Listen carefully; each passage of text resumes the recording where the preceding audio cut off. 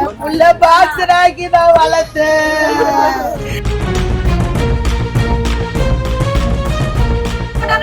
அவ்வளவு பேர் புள்ள சாட்சி போட்டுக்கறாங்க.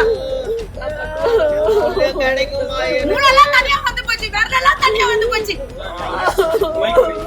போலீஸ் லேட்டா வருது, ஆம்புலன்ஸ் வரல, போலீஸ் வரல, செத்துட்ட பேர் தான் எடுக்கறாங்களே.